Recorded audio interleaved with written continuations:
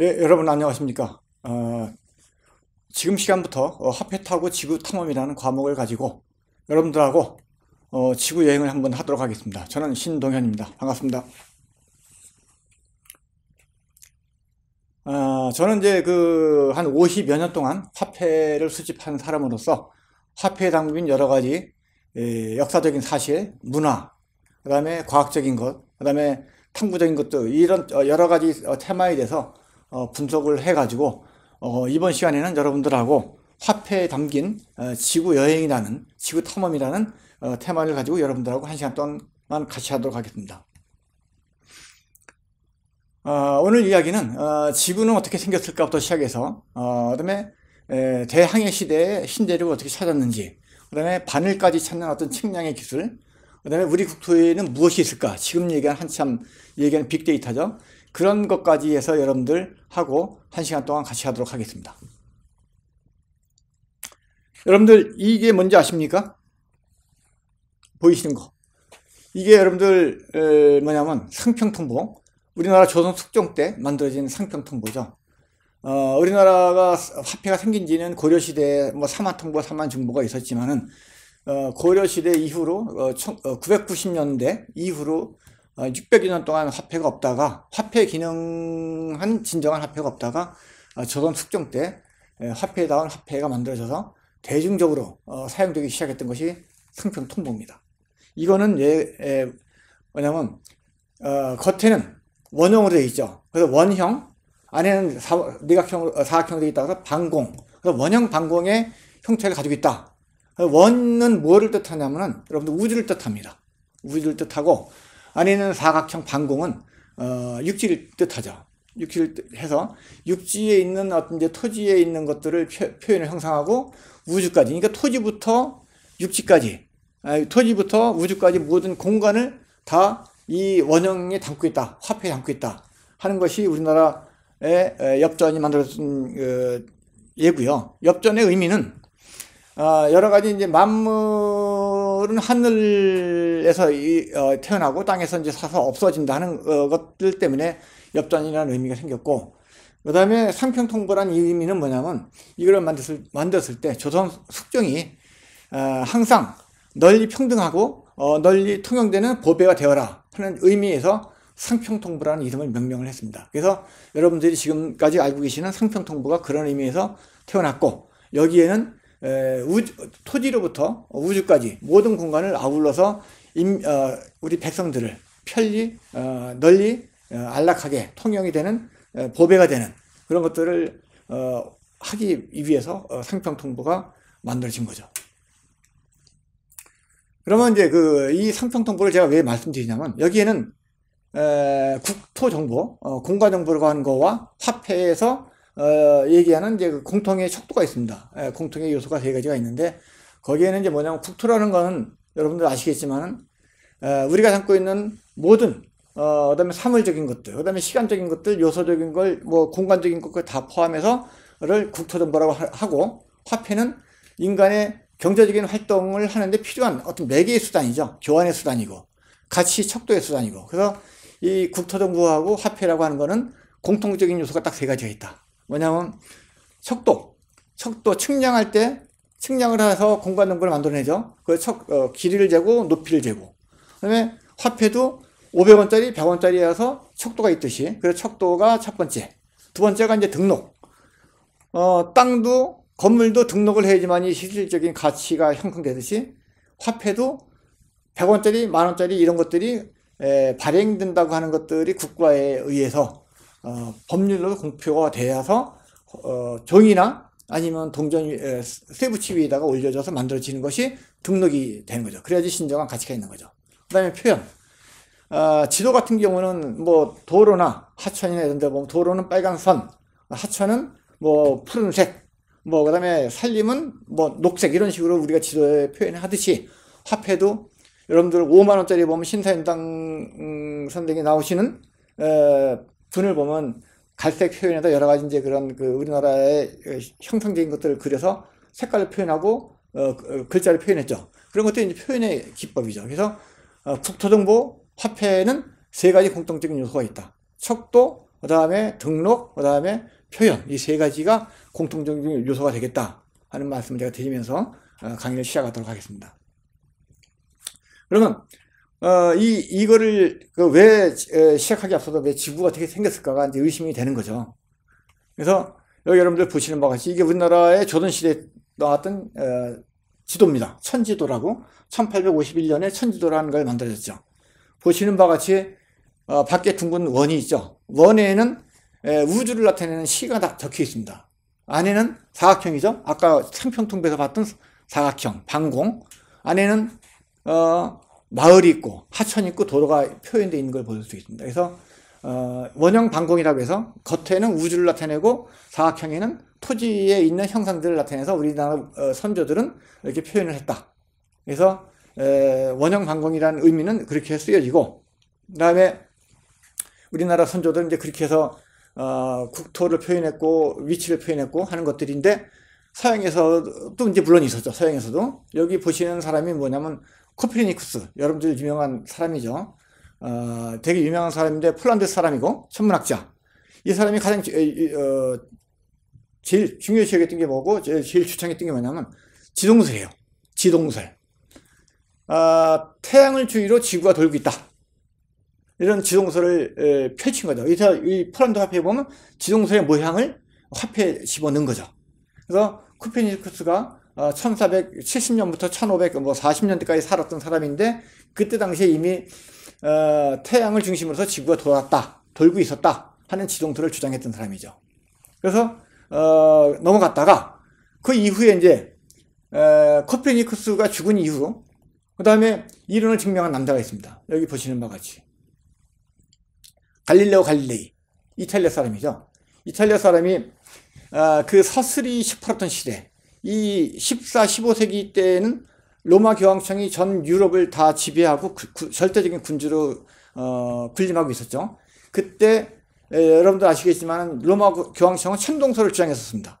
로마 교황청의 한마디는 법이고 로마 교황청의 한마디는 곧 죽음이다, 삶이고. 그런데 감히 코페르니쿠스에 이어서 갈릴레오가 지동설을 주장한 거죠.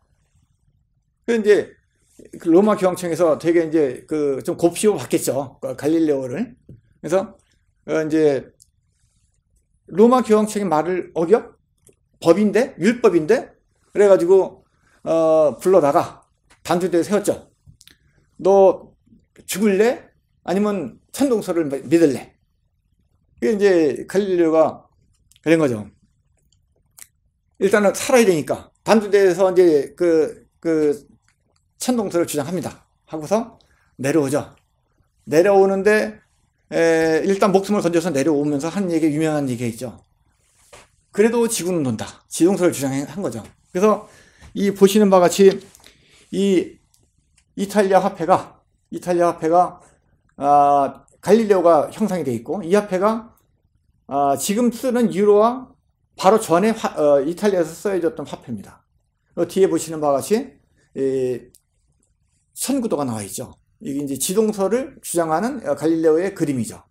이처럼 지구는 많은 과학자나 탐험가에 의해서 새롭게 발전되고 이제 기존의 율법이 깨지는 이제 그런 시기가 되는 거죠. 그래서 유럽에서는 이제 천동설에 이어서 지동설이 이제 많이 확산되기 시작하는 거죠.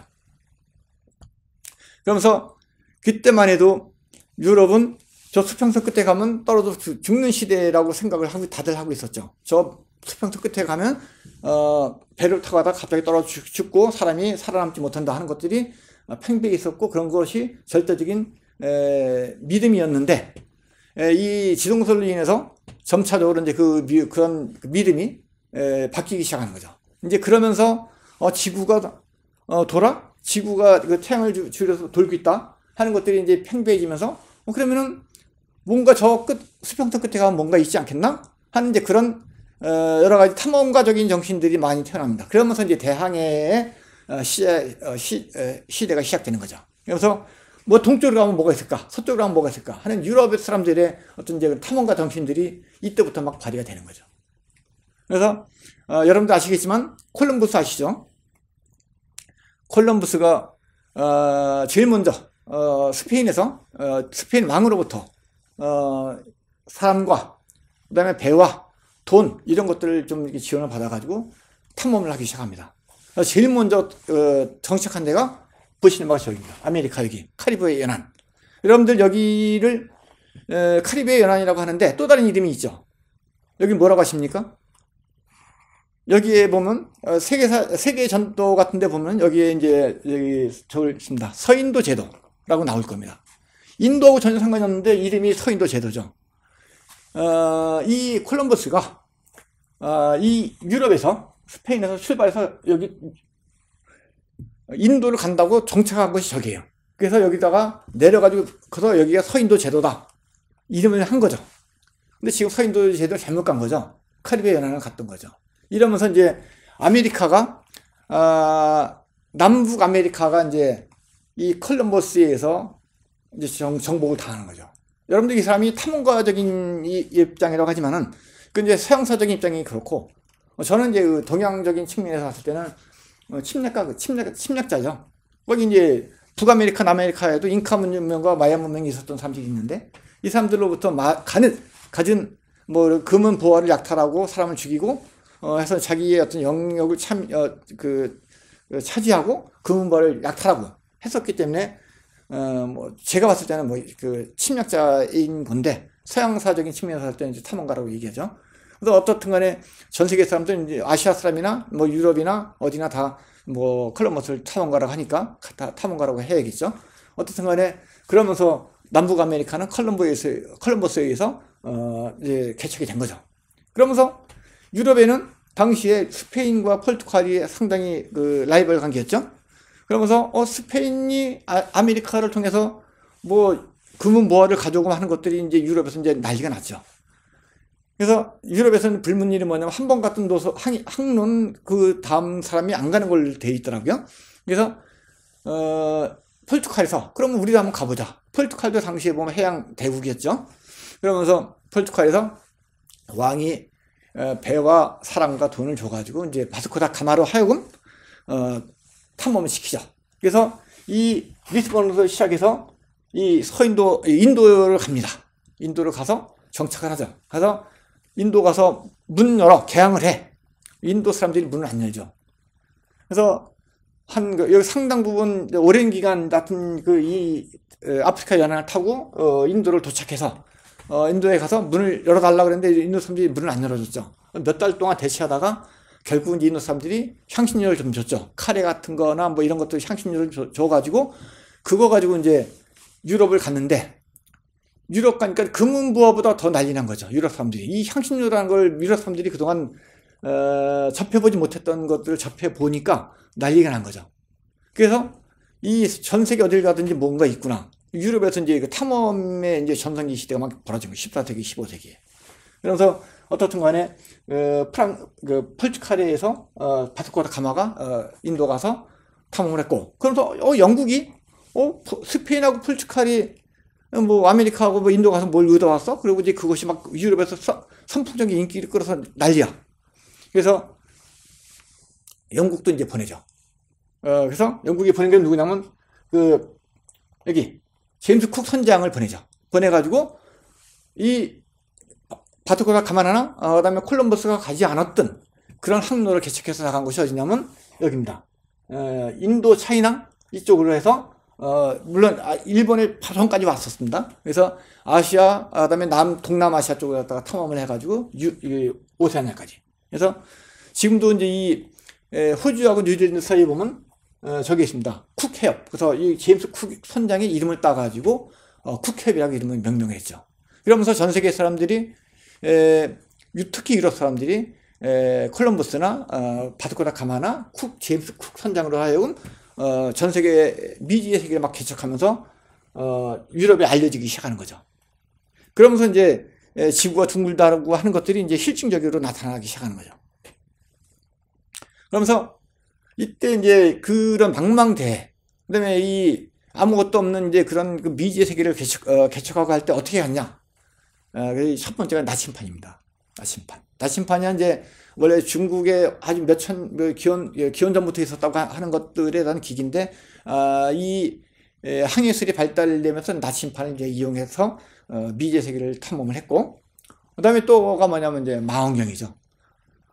여러분들 이제 측량하시는 분들 보면 이제 이렇게 보는 게 있죠. 그게 이제 일종의 망원경인데, 망원경이 발달됐던 이제 측량기가 된 건데, 그런 망원경, 나심판, 그 다음에 또 뭐냐면 지도를 가지고서 미지의 세계를 막 개척을 하는 거죠. 그래서 망망대해를 어떻게 찾아갑니까? 배를 가지고. 그러니까 이 유럽 사람들이 나침판과 그 다음에 그 망원경과 이 지도를 가지고, 별자리 지도 가지고 이제 찾아 나선 거죠. 그러면서 이 전 세계 미제 세계들이 많이 개척되는 거죠. 우리나라도 이 탐험적인 측량적인 것들은 여기 있었죠. 여러분도 아시겠지만 첨성대죠. 경주에 있는 첨성대. 이 첨성대, 이거는 북한에서 발행된 2005년에 발행된 은하의 첨성대가 나온 거고, 밑에 있는 거는 남한에서 1962년에 발행된 10원짜리 지폐에 나오는 첨성대입니다. 똑같은 첨성대인데 우리나라 사람들의 역사적 유물이죠. 한민족의 자랑스러운 유물. 이러면서 우리나라 사람들도 과거에 별자리를 관측할 때 이런 첨성대를 이용했다 하는 것들이죠. 그래서 우리나라 사람들도 물론 탐험을 항해는 안 했지만은 이런 그 관측 기술, 그다음에 별자리 측정 기술 되게 수준이 높았다. 그다음에 조선시대 혼천이도 있었죠. 이런 것들이 다 해시계, 물시계, 혼천이 이런 것들이 측정하고 관측하고 하는 것들에 쓰여졌던 우리 조상들의 관측 기구죠. 그래서 이런 것들을 통해서 이제 이렇게 천상 분야 분열차 지도라고 하는 이런 걸 만들어 가지고 별자리를 만들고 위치를 만들고 했던 것들이 이제 우리나라에서 나왔던 것들이고, 그다음에 이제 또 뭐냐면 이제 그 육분이라고 있습니다. 육분이가 지금 측량기가 아주 가장 원초적인 이제 그런 기계의 일부분인데, 원리인데, 이거는 뭐냐면 그 수평선과 자기 별자리부터 자기 위치를 거꾸로 찾는 것이 기술이 됩니다. 그래서 측량기의 가장 이제 그 기초적인 기술이고 기법인데, 육분이라고 하는 걸 가지고서 별자리에서 망망대해에서 자기 위치를 찾아가는 그런 기법을 가지고 아까 얘기했던 망원경, 나침판, 그다음에 별자리 지도, 그다음에 육분위 이런 걸 가지고서 망망대해에서 찾아가면서 전 세계 사람들이, 특히 유럽 사람들이 미지의 땅을 막 개척을 한 거죠. 이때부터 이제 유럽은 난리가 난 거죠. 전 세계를 다니면서 미지의 땅을 찾으려고. 이제 뭐 아시겠지만 아메리카, 그다음에 아시아, 그다음에 오세아니아, 아프리카는 이미 말할 것도 없고. 그래서 이제 오대양육대주의 대부분이 이제 파괴된 거 아닙니까? 그래서 이제 유럽 사람들이 이 정도 지구에 이 정도의 미지의 땅이 있었구나 하는 걸 파악을 하는 계기가 되는 거죠. 그러면서 또 욕심이 생기는 거죠. 유럽 사람들이 이제 그 탐험, 서양 사람들이 탐험이 되게 이제 심하죠. 그러면서 또 어디에 뭐가 있나 이제 생각을 하다가 생각해내는 것이 뭐냐면 북극을 생각합니다. 그래서 북극이 그럼 북쪽으로 가면 뭐가 있지 않겠나? 해서 이제 난센 노르웨이 사람이 이제 북쪽에 있다. 노르웨이라는 나라가 북쪽에 있다 보니까 노르웨이가 그러면 우리도 한번 미지의 땅을 찾아보자 해서 북극으로 올라가는 거죠. 난센으로 하여금 1909년에 그 북극을 이제 정복을 시키는데 친구들 몇 명하고 이제 올라가게 여러 가지 이제 그 배와 그다음에 이제 그 식량과 이런 걸 이제 지원을 받아가지고 왕국으로부터 지원 받아가지고 올라갔는데 결국은 이제 89도 30 몇 분에서 40 몇 분에서 이제 도저히 정복을 못하고 내려왔습니다. 왜냐하면 추위와 배고픔과 이런 것 때문에 도저히 이제 북극점에 깃발을 꽂지 못하고 내려왔죠. 근데 그 다음에 미국의 피어슨이 올라가서 깃발을 꽂았죠. 실질적으로 북극을 정복한 사람은 미국의 피어슨이고 난센이 처음으로 이제 접근한 거죠. 그러면서 또 그러면 북극 말고 남극이 또 있지 않나? 남극을 또 갑니다. 남극을 찾아가죠. 그래서 남극을 이게 이제 아문센이 1911년에 정복을 합니다. 그래서 북극 먼저 갔다가 그다음에 이제 남극을 마지막으로 지구상에서 남은 마지막 미지의 땅인 남극을 찾아가는 거죠. 그래서 1911년 12월 달에 거기다 이제 남극에다가 깃발을 꽂죠. 이것이 이제 아문센이 깃발을 꽂은 거죠. 1911년에. 우리나라가 이때가 한일 합방이 됐을 때입니다. 경술국치라고 하죠. 그때 됐을 때니까 엄청 서양 사람들은 우리나라보다 훨씬 더 앞서 나가 있던 시기죠. 우리나라는 한참 일제에서 이제 이렇게 암울한 시기였는데 하여튼 어떻든 간에 세계는 이렇게 변하고 있는 시기였다. 그래서 이게 밑에 보시는 것이 이게 북한 화폐입니다. 북한 하면 되게 칙칙하고 이제 그런 화폐로 보이는데, 보시는 바와 같이 되게 컬러풀하죠. 이게 보면, 북한에서, 500원짜리 발행된 겁니다, 이게. 보세요. 이게, 저는 뭐, 화폐 전문가로서, 이게 이제 이런 것들은, 저하고 이제 관련 있는 테마가 되니까는, 제 손에 들어와야죠. 들어와서 제가 콘텐츠를 만들어야 되고, 제가 알아야 되니까. 그래서 북한서 이런 남극을 탐험한 정복한 기념으로 기념화폐가 나왔다. 그래서 되게, 저한테는 좀 획기적이 있고 충격이 컸죠. 그래서 얼른 제가 이제 이것도, 외국의 경매시장에서 제가 밤잠 안 자고 제가 쟁취한 전리품이 되겠습니다. 그래서 여러분들한테 보여드린 거죠. 그래서 전 세계를 탐험되면서 이제 미지의 땅에 다 이제 찾아졌어요. 그래서 유럽에 있는 사람들이 그러면 전 세계가 둥글고 다 찾았어. 뭐 아메리카, 남북 아메리카, 아시아, 아프리카, 오세아니아 뭐 다 찾았는데 그러면 그런 이런 둥근 지구를 어떻게 우리가 표현을 할까 가지고 다닐까? 그럴 거 아닙니까? 이제 뭐 항로도 생겼고 배 타고 가면 어디가 어느 나라가 있고 어느 대륙이 있고 다 알게 됐기 때문에 근데 그런 거를 지도에다가 간단하게 가지고 싶은 것이 이제 인간의 욕망이었고 유럽에서 이제 그게 이제 팽배해 있었죠. 그러면서 이제 지도를 만드는 것들에 대한 이제 한참 그런 것들이 이제 왕성하게 이제 학술 활동이 일어나죠.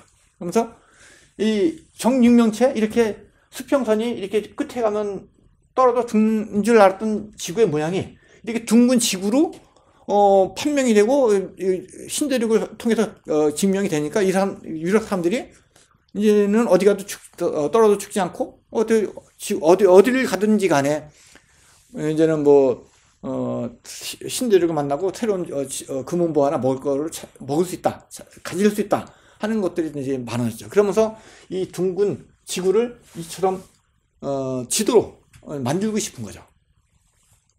그래서 지도를 만드는 방법이 이제 간단하게 나오는데 지도를 이렇게 된 지도를 이렇게 펴가지고 이렇게 지도를 만듭니다. 이게 이제 평면 투영이라고 하는데 원통 투영이라고 하는데 이렇게 지구를 원통에다 넣어서 펴서 이렇게 지도를 만드는 거. 우리가 이제 일반적으로 보는 지도가 다 이런 투영입니다. 우리가 일반적으로 보는 지도들이 다 이런 원통 투영이고, 그다음에 이제 원투 투영. 이거는 뭐냐면 북극이나 남극이나 이 원뿔과 지구가 만나는 면, 이제 특히 이제 북반부나 남반부 같은 경우가 이런 걸 많이 씁니다. 왜냐하면 왜곡을 많이 줄일 수 있기 때문에. 왜곡이 커지면은 1m가 뭐 3m, 5m가 되면 안 되는 거죠. 그래서 1m면 뭐 1m에 근접한 거리가 나오는 투영법을 써서 이런 원뿔 투영법을 만드는 거죠. 그래서 이런 원뿔 투영은 주로 북반부나 남반부는 주로 국가가 많이 없죠. 물론 남아메리카에 있는 칠레나 이런 나라 빼고서는 많이 없기 때문에 일반적으로 북반부에서 많이 쓰이죠. 그 다음에 이제 그러면 북극이나 남극은 지도를 못 만드냐?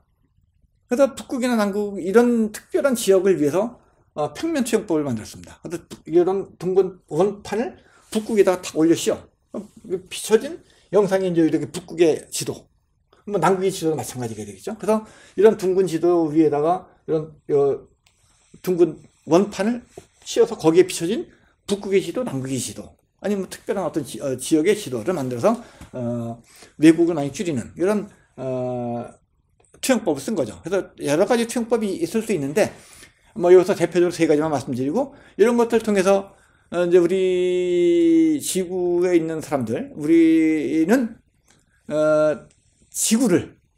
지구에 있는 형상들을 추기하게 해서 지도로 이제 가지고 다니기 시작하는 거죠. 그래서 그 지도에 여러 가지 기호를 넣어서 우리는 이제 찾아가기도 하고 뭐 표시하기도 해서 실생활에 이용하는 거죠. 군사용으로도 쓰고 전쟁도 하고 그다음에 교통으로도 쓰고 그다음에 뭐 장사로도 쓰고 여러 가지 분야에서 많이 쓰이죠. 그런 것들이 이제 지도의 역할이다. 지금 쓰는 여러분들 내비게이션도 그런 거에 가장 기초한다고 볼 수 있겠죠. 그러면서 전 세계 사람들이 이제 떨어져 죽는 시대가 지구가 둥글면서 어디가 안 떨어져 죽고, 그 다음에 그 둥근 지구를 지도로 표현해서 어딘지 볼 수 있고 갈 수 있고, 이제 그런 것 생겼는데, 하나 이제 고민이 생겼어요. 뭐냐. 시간의 통일이 안 됐어. 내가 여기서 가는데, 위치적으로 가긴 가는데, 상대편도 오는데, 그 동시에 만나야 되는데, 이게 시간이, 기준이 정해져 있지 않기 때문에 안 되는 거죠.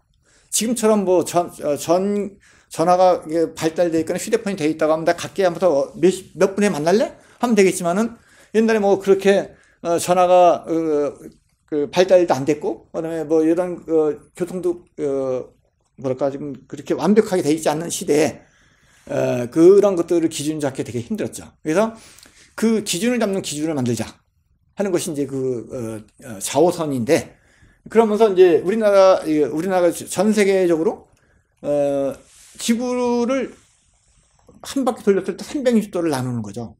지구를 한 바퀴 돌리면 360도를 쪼갠 거죠. 이렇게 쪼개서 그것이 이제 지구를 전부 다 커버하는 거죠.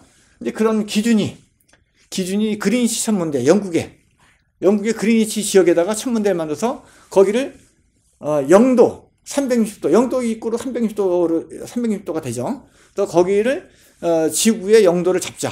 그리고 거기로부터 뭐 몇 도 간격으로 쪼개서 가면서 시간을 정하자. 그래서 24시간 나누기 360하면 아마 1시간당 얼마씩 나올 겁니다. 몇 도에. 근데 그러면서 뭐 시간의 기준이 정해진 거죠. 근데 그런 것이 이제 자오선의 기준이고, 이제 그런 거에 전 세계 기준이 그린위치 천문대다 이거죠. 그래서 그린위치 천문대, 여기 그린위치에 가면은 여기 이제 한국도 서울도 나옵니다. 서울 이쪽 방향으로 가면 서울, 동경 이런 식으로 나오죠. 이게 이제 왜냐면 전 세계 기준이가 되다 보니까 그런 거죠. 그래서 이 그린위치 천문대를 기준으로 오른쪽으로 뭐가 있냐? 오른쪽으로 가면 뭐 유럽이 있고, 그다음에 아프리카 있고, 뭐 한국도 있고 이런 식으로 기준이 정해지는 거죠. 그다음에 그러면 그린위치 천문대 왼쪽으로 뭐가 있냐? 왼쪽으로 보면 뭐 아메리카가 있지 않냐 이런 것들. 그다음에 북쪽으로 가면 북극 있고, 남쪽으로 남극이 있다. 이런 것들에 대한 위치의 기준과 시간의 기준이 생긴 거죠. 이게 영의 시작이죠. 영의 시작이면 360도의 종점, 영도의 시작, 360도의 종점. 이렇게 우리는 전 세계가 공통적인 시간의 기준과 위치의 기준이 이제 정해지는 결론이 도달하는 거죠. 근데 거기에는 그린위치 천문대가 전 세계 기준의 자오선의 기준이 됐는데, 이제 그보다 한 8년 앞서서 프랑스에서 천문대를 만들었어요. 프랑스에서 만들었는데 영국의 이제 루이 14세가 주장해서 영국의 그린위치 천문대보다 8년 앞서서 이제 국제적인 천문대를 만들어가지고 그거를 국제적인 기준을 정하자 했던 건데, 이제 영국이 반발하죠. 여러분들 아시겠지만 아시아에서는 한국과 중국과 일본이 서로 앙숙이죠. 유럽에서도 독일과 영국과 프랑스는 서로 앙숙입니다. 그래서 프랑스가 이 국제적인 자오선 기준을 만든다고 천문대를 만들었는데 영국이 반발하죠. 그래서 국제 자오선 회의 때 영국이 이제 미국한테 이제 콜사인을 보내죠. 이거 좀 도와달라. 그래서 이제 미국이 나서가지고 중재해가지고 그래, 전 세계 자오선 기준은 그린위치를 하자 정하죠. 그래서 이 비운의 파리 천문대가 이제 그렇게 먼저 만들어지고서도 국제적인 기준이 안 됐다. 그런 역사적인 이제 슬픈 역사가 있는 거죠. 그러면서 이제 영국이 고민이 빠진 게 뭐냐면요. 그래, 영도가 되면서 영의 기준이고 360도의 끝이야. 근데 그 기준에 의해서 시간이 정해지는데, 근데 그린위치 천문대가 영국의 그 한 가운데 있는 천문대인데, 이쪽으로 가면 밤이고 이쪽으로는 낮이야. 여기 가면 새벽 12시 몇 분이고, 여기 가면 오전 11시 몇 분이야. 말이 안 되는 거죠. 똑같은 지역인데. 그래서 이거를 또 편법을 쓰는 거죠. 이거를 날짜 변경선만큼은 돌리자. 그래서 우리나라 이게 영도의 정반대가 180도죠. 180도를 딱 돌리면 어디냐면 남태평양, 사모아이 쪽으로 지나갑니다. 그래서 여러분들이 비행기 타고 지나갈 때 날짜 변경선을 뭐 높인다든지 낮춘다고 하는 것들이 바로 이제 거기서 나오는 것들인데, 그 남태평양 쪽으로 돌리는 것이 왜 그러냐면 거기는 사람들이 많이 안 살고 그다음에 태평양이 지나가기 때문에 날짜 변경이 선이 지나가더라도 크게 뭐 전 세계 사람들이 불편하지 않겠다. 유럽에도 넣는 것보다 훨씬 낫다. 그래서 자오선 기준은 그 영국의 그린시 천문대에 놔두고 날짜 변경선은 돌려서 태평양 저 반대쪽에다가 유럽의 반대쪽인 태평양에다가 날짜 변경선을 갖다 거놨죠. 그렇게 돼서 전 세계에는 날짜 변경선, 그 다음에 시간의 기준, 위치의 기준이 생기게 되는 거죠. 그래서 뭐 옛날에는 길이의 기준이나 있었죠. 동서양을 막론하고 있었는데 특히 이제 그 레오나르도 다빈치 이 사람은 이제 되게 맞는 거죠. 건축가, 조각가, 그다음에 의사, 해부학자, 뭐 음악 다 여러 가지 많이 있는데 그 중에 하나가 뭐냐면 레오나르도 다빈치의 인체 비례도. 저희는 이제 지구 탐험이나 공간 정보 쪽이니까 인체 비례도가 뭐냐면 모든 중심, 사람의 중심이 배꼽이다. 사람의 중심이 배꼽을 중심으로 원을 이룬다. 그런 거고 사람의 중심이 곧 우주의 중심이다. 보시는 바가 이런 개념이죠. 이게 이제 인체 비례도의 형상이죠. 그래서 모든 것들은 이제 이런 식으로 나오고 그다음에 그러면서 이제 요것도 이제 피지에서 발행된 1달러짜리에 이렇게 나옵니다. 그래서 이제 서양에서는 뭐 손가락 끝부터 그다음에 여기 코까지 1야드.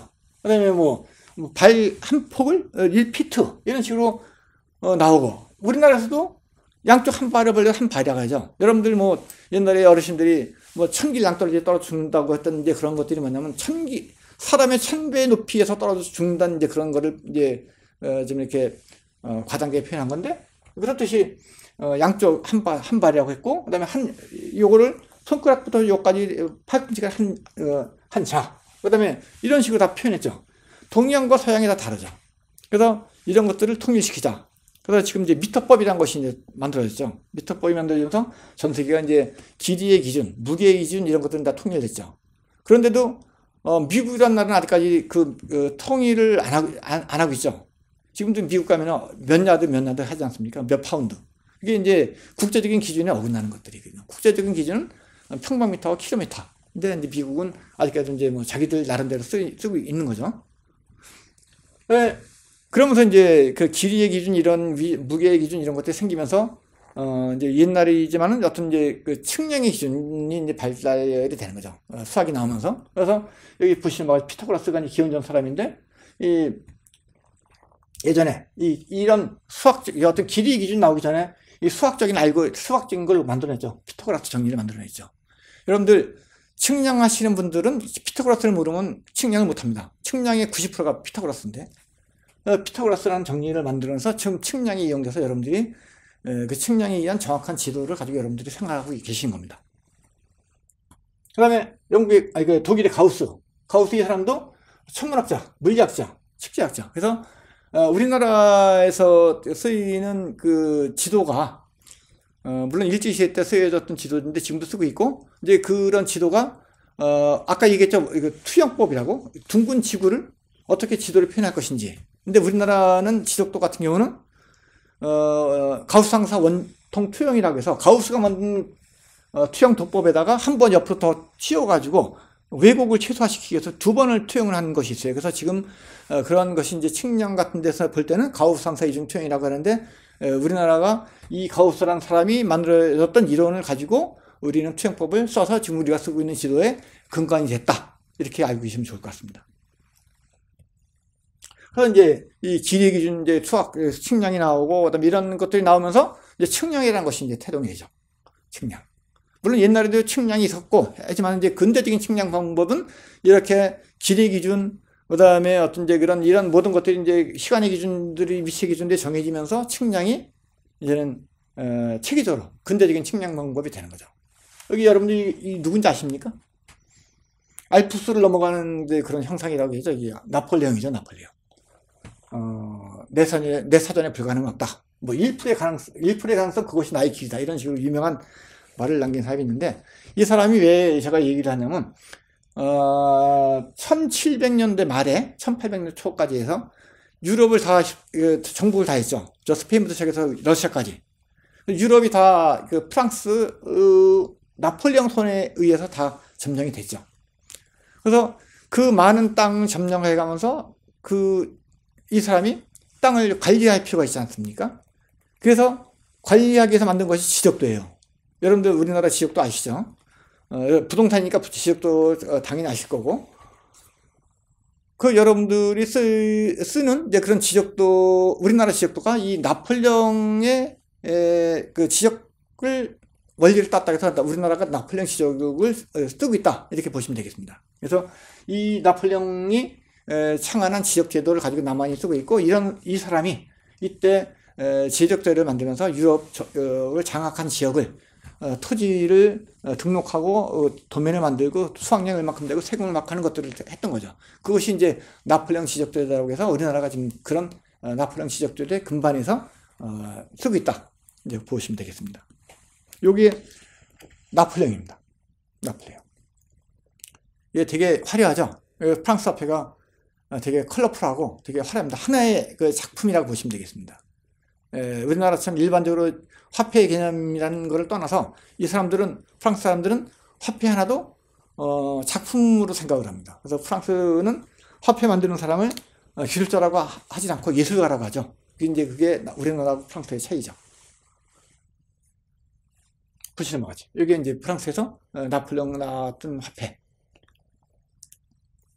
그래서 이제 측량이 되면서 여러 가지 이제 그 토지를 이제 등록을 하는 거죠. 측량을 했던 것들을 뭐 측량만 해서 가지고 있으면 안 되는 거 아닙니까? 등록을 해서 뭐 지역도를 만들든지 토지 대장을 만들든지 뭐 건축물 대장을 만들든지 뭘 만들 거 아닙니까? 이제 그런 것들이 나온 거죠. 그래서 우리나라가 이제 전 세계가 신재력을 발견했죠. 발견하면서 그다음에 이제 토지를 이제 경작을 하기 시작했고, 그다음에 이제 경작을 하면서 주인 없는 땅에 뭐 가면서 막 점령을 하다 보니까 무주공산이죠. 무주공산에 먼저 깃발 꽂는 사람이 임자가 되다 보니까 그거를 토지 경작을 하긴 경작하는데 이제는 법 위에서 하자. 법 위에서 천천히 하자. 그래서 이제 페어플레이 하자. 이제 그러면서 법이 만들어지기 시작합니다. 법이나 규정이나 조례 이런 것들이 만들어지기 시작하는 거죠. 그래서 토지 개척법 이런 것들이 전 세계에서 이제 우후죽순처럼 만들어지게 되는 거죠. 그래서 토지 관련 법, 이게 이제 우루과이인데 2015년에 이제 우루과이가 토지법 창설 200주년이니까 2015년에 토지법 창설 200주년이니까 1815년에 토지법을 만들었다는 얘기거든요. 우리나라보다 거의 100년이 앞선 나라입니다. 이게 우루과이가. 우리나라가 1895년에 내부 판적국에 지적과학을 둔다고 했었고 1900년 초반에 관련되는 법이 약간 있었는데 그때를 보다 우루과이는 200년이 앞선 거죠. 그래서 이제 이집트에 이제 토지 식량국 설립된 것이 이제 뭐 100주년 기념. 1998년이니까 1898년에 이제 토지 식량국, 지금을 얘기하면 이제 뭐 국토향부, 한국 국토정보공사, 국토지정보원 이런 식으로 이제 기관이 만들어진 거죠. 측량하는 기관이 만들어진 거죠. 네, 미국의 1776년에 이제 독립되고 나서 또 유럽으로 영국으로부터 많은 이주민들 몰려오죠. 오면서 이제 그 많은 유럽에서 오는 많은 이주민들이 미국의 동부 연안에 막 정착을 하면서 이제 그 동부 연안에 포화 상태죠. 그러면서 이제 땅이 이게 되게 이제 좁아지고 그다음에 땅 가지고 싸움도 많이 생기고 해서 이제 서부로 막 가게 되죠. 서부 개척. 되면서 1785년에 미국에서 이제 공유지 조례를 만들어서 야, 이거를 땅을 쓰긴 쓰는데 이제는 법에 의해서 쓰자. 너도 같이 싸우지 말고 법에 의해서 나눠 쓰자 하는 것들이 생기죠. 그래서 각 나라 각 그 기관마다 법을 만들고 제도를 만들어서 이제 이런 현대적인 근대적인 제도, 근대적인 지적제도, 근대적인 도면, 근대적인 측량에 의해서 이제 국가를 운영하려고 하는 그런 체제가 생기는 거예요. 여러분들 여기 누군지 아십니까? 워싱턴이죠. 워싱턴을 왜 소개해드리냐면 이 사람이 대통령이지만 대통령 하기 이전에 측량사였어요. 측량사. 그 다음에 여기 링컨도 마찬가지로 대통령이 이기기 이전에 측량사를 했죠. 그래서 되게 측량하는 사람들이 되게 특별한 사람들이 아니고, 물론 예전에 특별한 사람이었지만은 되게 여러 가지 물론 직업의 수단으로 있었지만 여러 가지 이제 기술적인 측면 이런 것들을 가미해서 측량을 했었기 때문에 일반적인 측량한 것들이 그렇게 뭐 이렇게 좀 가치가 있어야 되지 않나, 이제 그런 측면이 있었고, 이 당시에 이렇게 유명한 사람들도 측량사였다 하는 것들이죠. 우리나라에는 측량사가 없냐? 있었죠. 이 보시는 바와 같이 고산자 김정호 선생이죠. 우리나라 조선시대 아주 근대적인 지도를 만든 선구자적인 분이시죠. 고산자 김정호 선생. 그래서 되게 우리한테 이분이 우리나라의 대동여 지도를 만드신 분이 이분이시죠. 대동여 지도를 만들면서 만든 것이 뭐냐면 지도유술이에요. 세상이 어지러우면 지도를 가지고 광폭한 무리를 물리치고, 세상이 평안하면은 이 지도를 가지고 백성들을 편하게 해주라. 그것이 이제 지도유술의 골격입니다. 근데 그러면서 만든 것이 대동여지도. 그래서 되게 우리한테는 되게 아주 소중한 분이죠. 여기 이제 보시는 이 화폐가 김정호 선생, 그다음에 대동여지도. 근데 이제 아쉽게도 이 화폐가 남한서 만들어진 건 아니고요, 북한서 만들어진 겁니다. 그래서 저는 이제 화폐 수집가로서, 그다음에 이 지도나 측량 쪽에 이제 전문가로서 이거는 어떻게든지 내가 일단 내 수중에 집어넣어야 된다. 그래서 쟁취를 하기 위해서 노력을 해가지고 외국 경매에서 제가 새벽까지 밤잠 안 자면서 제가 쟁취한 물건이 되겠습니다. 이게 뭐 저는 이제 어떤 이제 사실적인 역사적인 거 때문에 제가 이제 최선에 늘려고 했던 거죠. 그래서 우리나라 지도가 이렇게 나오고, 그다음에 이제 미국에서도 우리나라 지도가 나오는 화폐가 있어요. 미국 화폐인데 미국이 우리나라의 한국전에 참전한 기념으로 만든 기념주화인데 여기에 우리나라 한반도 지도가 나오죠. 이런 것도 되게 의미가 있죠. 그 다음에 또 밑에 보시는 바와 같이 여기 독도, 한참 이제 일본과 남한이 독도가 분쟁 막 일으키고 할 때 북한에서는 이 독도를 화폐에다가 넣어서 발행을 했습니다. 독도 화폐. 제가 이게 독도 화폐입니다. 독도 화폐. 보시는 바와 같이. 이게 되게 남한에 의한 독도 지명은 아닌데 어떻든 간에 이 북한 애들도 독도가 한반도의 영토다 해서 여기다가 이제 화폐에다 넣어서 상징적으로 알려주는 거죠. 그래서 저는 또 이쪽에 지도 측량 이거 공간정보 쪽의 전문가로서 이거를 내 손에 넣어야겠다. 뭐 이게 발행 수량도 얼마 없기 때문에. 그래서 제가 정치해서 여러분들한테 보여드리는 거죠. 이렇듯이 우리나라에서도 측량가 김정호 선생님이 있고, 그 다음에 이런 지도가 그려진 화폐가 있고, 그 다음에 아까 얘기했던 첨성대와 같은, 그 다음에 관측기구도 있고, 그래서 우리나라도 이런 쪽에 대해서는 일가견이 있다 하는 것을 제가 말씀드리는 거죠.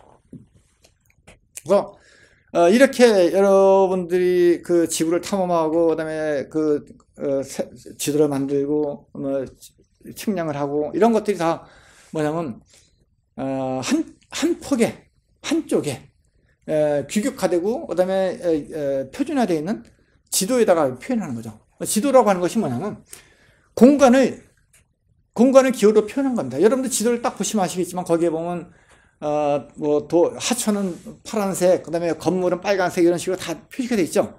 그거는 규약이죠. 약속이죠. 내 보는 사람의 약속과 만드는 사람의 약속이 서로 집은 어떤 색깔로 하자, 하천은 무슨 색깔로 하자, 이거 다 표현하죠. 그 다음에 살림은 녹색으로 하자. 약속이죠. 그래서 거기에다가 이 지구에 있는 우리가 살고 있는 이 실세계를 축소해서 지도를 가지고 다니는 거죠. 조그맣게. 그래서 그 조그만 거를 가지고 다니면서 우리는 생활을 하는 거죠. 이제 지금 이제 그런 우리가 지도 없는 우리 생활을 생각을 못 하는 거죠. 지금 지도 없으면 여러분들 어디 못 가는 거 아닙니까? 그렇듯이 지도는 우리 일상생활에 반드시 필요한 거고 그런 거죠. 그래서 우리가 이제 우리 살고 있는 공간을 기호로 표현해서 우리는 지도를 늘상 생활하고 가지고 있다 하는 거죠. 그래서 지도에는 이 둥근 지구가 있으면 항공, 예전에 비행기 탈 때 항공 도면이 있어야지만 그거에 의해서 비행기를 가고 그랬죠. 지금이야 물론 이제 자동 항법 추적에 있으니 가긴 하지만 예전에 아주 19세기 뭐 말 이때는 일단 비행기에서 지도를 보고 찾아갔던 시절이 있었죠. 그때 항공도가 있죠. 그다음에 해도 물론 바다에도 그 도면이 있어야죠. 특히 이제 우리나라는 남북이 막혀 있고, 그다음에 군사 보호선이 있고, 그다음에 이제 이jet도 있고, 뭐 이런 것들이 여러 가지 규약되는 선들이 많이 있기 때문에 특히 해도는 필요한 거죠. 삼면이 바다에 있는 나라에서 이쪽으로 하면 일본, 이쪽으로 하면 일본하고 이지, 좌측으로 하면 중국하고 이지, 남쪽으로 하면 뭐 이런 식으로, 그다음에 북쪽으로 올라가면 남북 뭐 군사 분계선 이런 것들 여러 가지 그 제한선이 많이 있기 때문에 해도는 특히 필요한 거죠. 그다음에 육지에서 도면은 기본적으로 뭐 말할 것도 없죠. 여러분들 뭐 육지에 있는 도면, 지금은 종이 도면이 많이 없지만은 여러분들 휴대폰 속에 있는 다 그 이 지도가 다 들어가 있습니다. 여러분들 옛날처럼 이제 종이 지도를 꺼내서 이렇게 볼 필요도 없고 휴대폰만 꺼내면 다 지도가 있죠. 그런 것들이 다 육지 도면의 역할을 한다. 그다음에 천구도. 그러면 뭐 하늘, 바다 뭐 이런 육지 이런 데만 뭐 그 도면이 지도가 있냐? 그건 아니죠. 우주에도 있죠. 우주에도 있기 때문에 어저께 보니까 일본의 하야부사가 6년 동안 소행성 가서 토양을 채취해서 돌아오는 그런 것들도 다 천구도에 의해서 관측해서 쏘아올려서 위성을 쏘아올려서 이제 그 귀환하는 그런 것들인데, 이 천구도가 없으면 다 그런 것들 힘들겠죠. 천구도가 있기 때문에 궤도 주기라든지 순항 주기라든지 이런 것들 다 계산해서 그런 그 위성이나 이런 그 행성들을 탐사하고 다 오는 것들이죠. 그래서 우리 지도는 우리가 살아가는데 되게 안 쓰이는 곳이 없다. 그렇죠. 그래서 이제 측량기도 이제 다 발달을 하죠. 측량이. 예전에는 그래서 여기 보면 이제 그 아르헨티나인데 철도를 넣기 위해서 이제 그 측량하는 이제 여인의 모습인데, 철도를 놓으면 당연히 측량을 했죠. 이런 것들이 이제 땅의 어떤 소유권 구분, 지적 측량하면 여러분들 땅의 소유권을 구별해주고 구분해주는 역할을 하는 것이 이제 가장 기본이 지적 측량인데, 그런 지적 측량에 이용되고, 그다음에 토지 공유 측량, 아까 얘기했죠. 이제 미국에서 1776년에 이제 독립하고 나서 이후도 마찬가지로 유럽에서 특히 영국에서 무수히 많은 이주민들이 넘어오면서 미국이 포화 상태가 돼서 토지 경제 싸움이 일어나다 보니까 이제 그거를 싸움을 안 나게 하기 위해서 이런 토지 공유지 조례를 만들어서 싸우지 말고 공평하게 땅을 쓰자 하는 것들이 토지 공유지 측량. 그다음에 뭐 지질 측량도 마찬가지예요. 지질 측량, 땅에 여러 가지 무수히 많은 지하자원이 있습니다. 철이 있고 금이 있고 뭐 그다음에 시멘트 있고 다양한 지하자원이 있는데, 그런 것들도 측량을 통해서 지질이 어떻게 분포되어 있고 그런 것들을 어떻게 이용할 것인지. 그래서 측량에는 다양한 측량 방법이 있는데, 하여튼 대표적으로 이렇게 지상 측량 기술까지도 이제 발전되고 이제 확대되고 있다 하는 것이 되겠습니다. 그다음에 요즘에는 이제 그런 측량뿐만 아니고 위성 측량 기술까지 있죠. 여러분들 그 내비게이션 보면 다 GPS 위성 신호 가지고 하는 거거든요. 그게 다 위성 측량 기술에서 나오는 겁니다. 어저께 하야부사가 저 소행성 가서 찍고 온 것도 그것도 위성 측량이고, 뭐 이런 지금은 전체적으로 어떤 나라가 위성 측량 기술을 가지고 어디를 선점해서 하느냐, 그게 초미의 관심사인데, 특히 이제 아시아가 특히 이제 되게 열성적이죠. 미소의 양극화에서 지금은 이제 일본과 중국이 이제 거기에 가세하면서 뛰어들었고, 한국도 약간 이제 거기에 이제 아마 불을 붙이는 이제 그런 형상인 것 같은데, 어떻든 간에 위성 측량 기술은 앞으로 점차 더 발전할 것이다. 그래서 또 천문 측량, 여기 밑에 보시는 것이 뭐냐면 이게 허블 망원경. 허블 망원경이 우주에 지금은 지상에 있는 허블 망원경을 안 쓰고요. 우주에서 올렸습니다. 우주에서 올려서 우주에서 관측해서 우주에 있는 허블 망원경이 데이터를 지구로 전송하는 그런 시스템이 됩니다. 그래서 이제는 그 허블 망원경도 이제 되게 진보해 있다. 이런 식으로 우리는 이제 위성 측량 기술에 이제 우리는 이제 생활화가 돼 있다 하는 것들 말씀드리죠. 그래서 누구나 다 이런 위성측량 기술을 가지고 천구들을 만들고 천체들을 만들고, 그래서 우리가 앞으로 지구의 대안으로 우주를 쓰려고 하는 것들을 이런 위성측량 기술에 기반한다 하는 것이 되겠습니다. 여기는 재밌는 건데요.